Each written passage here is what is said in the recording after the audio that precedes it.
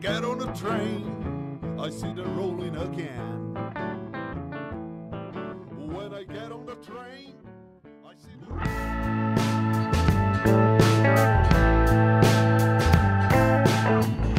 Muito bem, queridos amigos, irmãos do trecho, irmãos de ordem, irmãos de fé.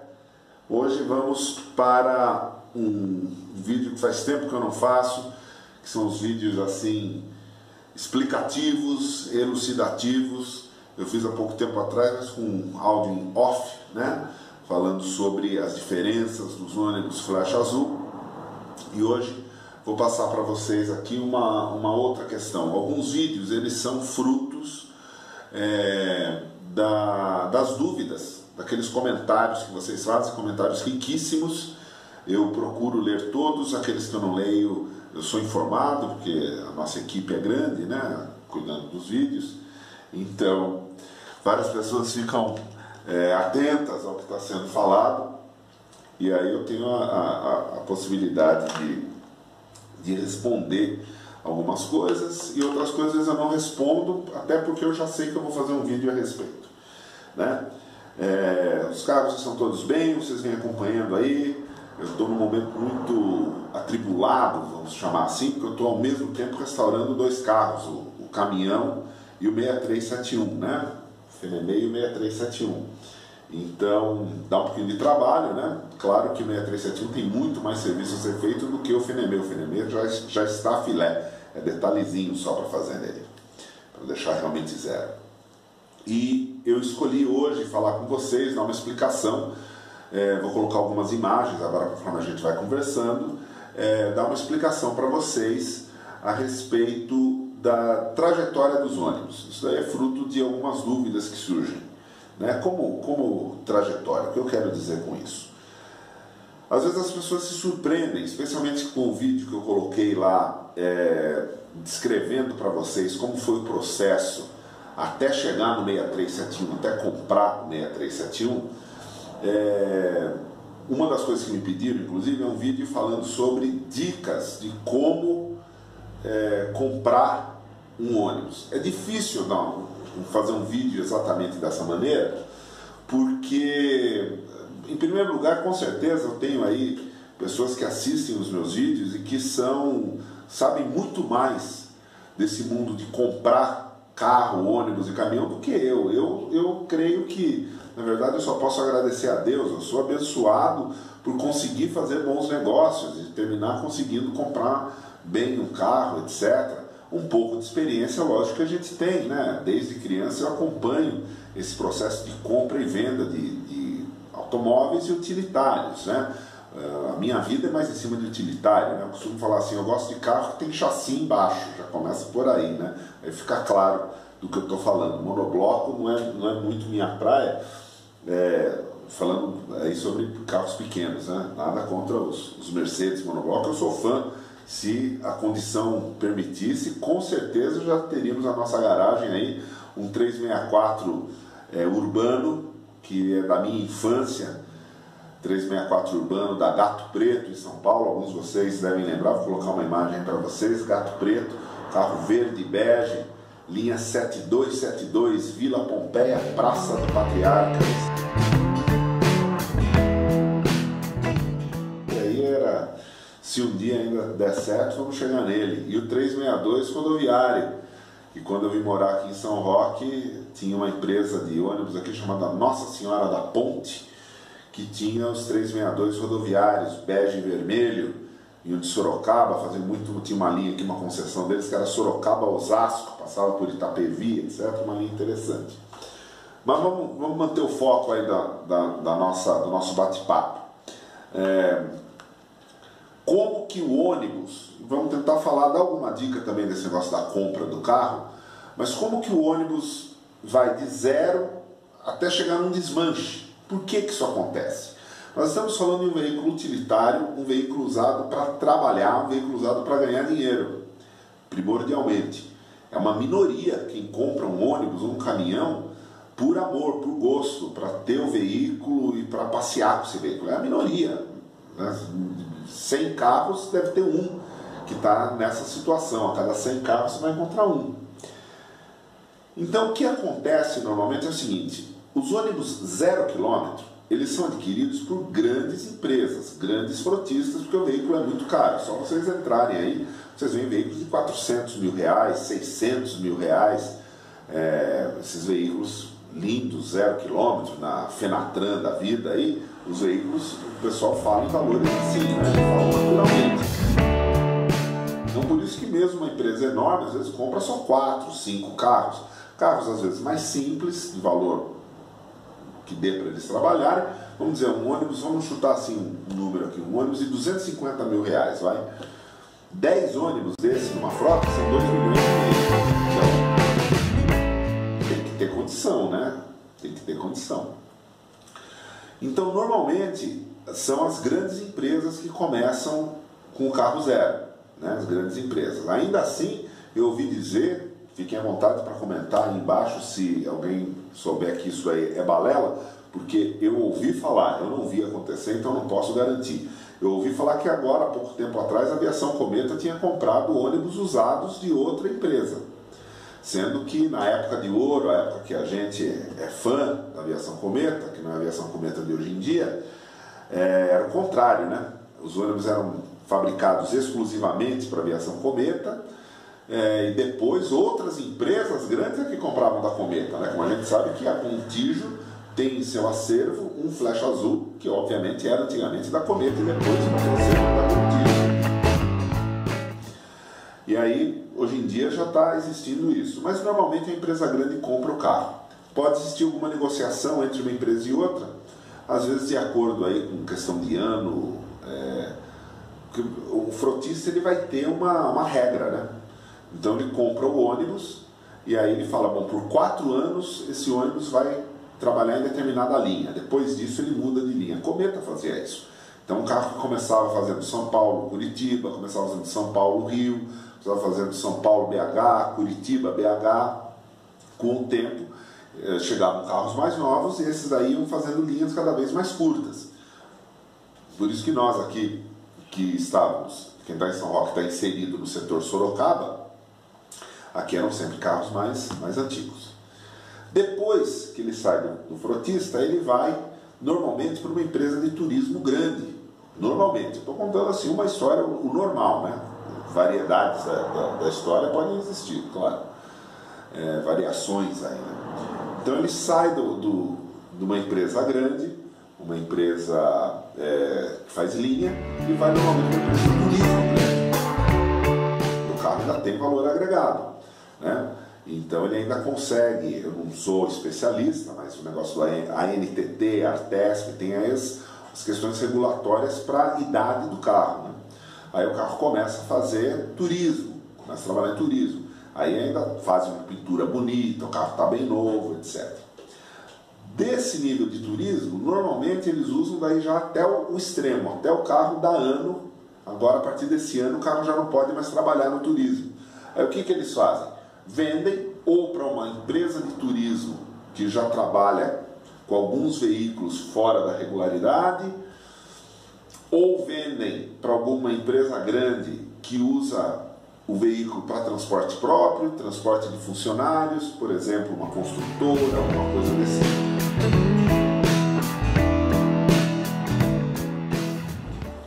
E aí o veículo passa já a servir. Até esse ponto, o carro normalmente ainda está com todos os bancos e com sua configuração bem original, mas ele ainda é caro. Eu estaria falando hoje, por exemplo, estamos em 2019, a gente está falando aí de um carro muito provavelmente de 2006, 2005, né? Um carro aí com uns 13, 14 anos de uso, né?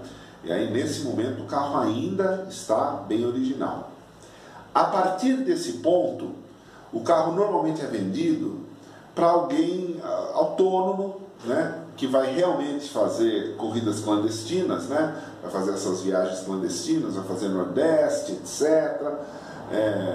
Algum tipo de agremiações religiosas podem querer usar o ônibus. Ele pode entrar nesse ramo do tal do escolar, que a gente vê daí escrito escolar, às vezes até o tal do rurais. Algum tempo atrás a gente chegou a ver flecha azul fazendo rurais, né?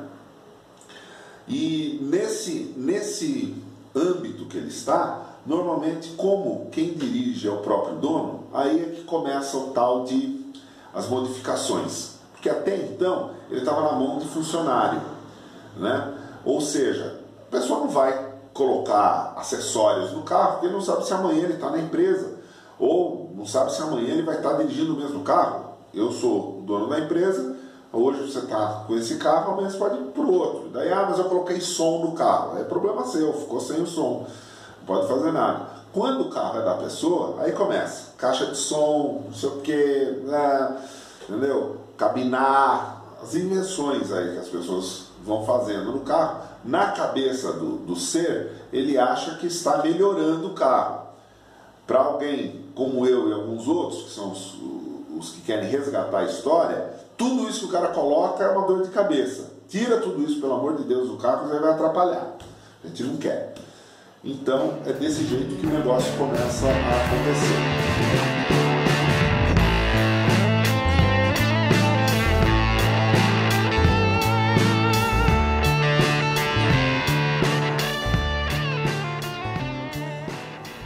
Dependendo, aí é o tal negócio, o carro não tem ano, tem dono. A partir desse ponto é isso que acontece mesmo.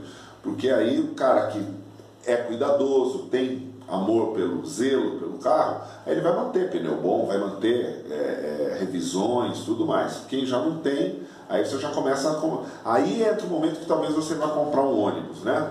Aí entra o momento que talvez você vá comprar um ônibus. Aí você tem que olhar isso daí, às vezes até pelo jeito, o estilo da pessoa, a maneira que ela está vestida, etc. Você pode levar em conta se ele é um cara desleixado ou um cara organizado. Alguns detalhes você pode ler a figura da pessoa, existe isso também. Não vou negar que eu posso levar isso em conta. O cara não cuida nem dele, como que ele vai cuidar desse ônibus? Né? Aí você vai descobrindo coisas no ônibus. Né? Ônibus, caminhão, né?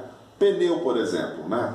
Você descobre que uma pessoa entende alguma coisa já da área quando você vai falar de um ônibus, do caminhão. A primeira coisa que ele pergunta é como que está de pneu. Tem razão de perguntar, porque dependendo do carro, você vai gastar mais de pneu do que o preço do carro. Né?